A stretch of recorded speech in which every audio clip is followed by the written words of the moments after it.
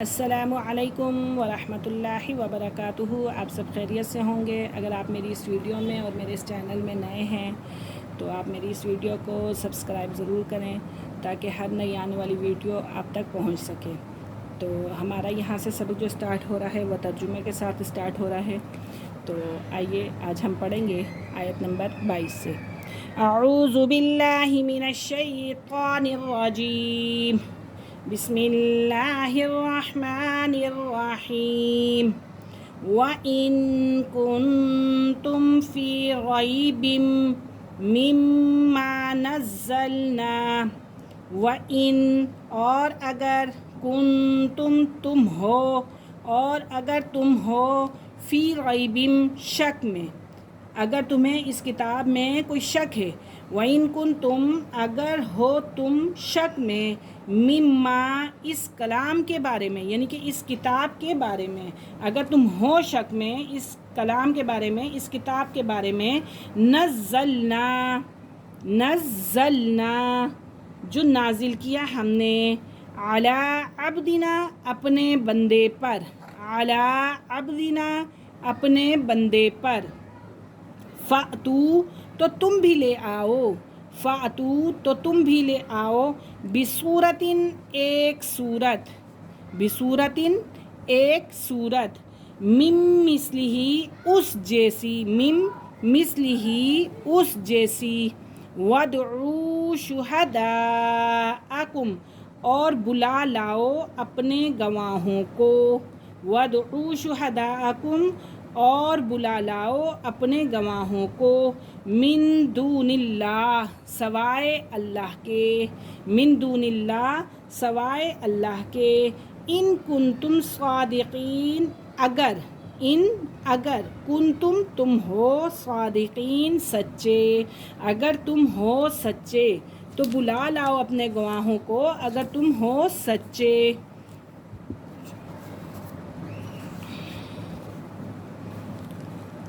فَإِن لَم تَفْعَلُوا پس اگر، فَإِن لَم پس اگر، تَفْعَلُوا نہ کر سکو تم، فَإِن لَم تَفْعَلُوا پس اگر تم نہ کر سکو، وَلَن تَفْعَلُوا اور ہرگز کر بھی نہ سکو گے، یعنی کہ آپ کر بھی نہیں سکو گے، پس تم نہ کر سکو اور ہرگز تم نہیں کر سکتے، فَاتَّقُوا النَّارَ الَّتِی، فَاتَّقُوا النَّارَ الَّتِی تو ڈرو آگ سے، تو ڈرو آگ سے، الَّتِی وہ، وَقُودُهَا النَّاسُ الَّتِی وہ، وَقُودُهَا النَّاسُ وَقُودُهَا النَّاسُ جس کا ایندھن آگ ہیں، لوگ ہیں، اس کے اندر کون ہوگا؟ لوگ ہوں گے، انسان ہوں گے، والحجارہ اور پتھر ہوں گے، فَإِن لَم تَفْعَلُوا وَلَن تَفْعَلُوا فَاتَّقُوا النَّارَ الَّتِی وَقُودُهَا النَّاسُ وَالْحِجَارَةُ پس اگر تم نہ کر سکو اور ہرگز تم نہ کر سکو گے تو ڈرو آگ سے، وہ جس کا ایندھن لوگ ہیں اور پتھر ہیں، اعدت للکافرین، اعدت للکافرین تیار کی گئی ہے کافروں کے لیے، تیار کی گئی ہے کافروں کے لیے، وبشر الذین، وبشر الذین اور خوشخبری دیجئے لوگوں کو، ایمان والوں کو، اور خوشخبری دیجئے ان لوگوں کو،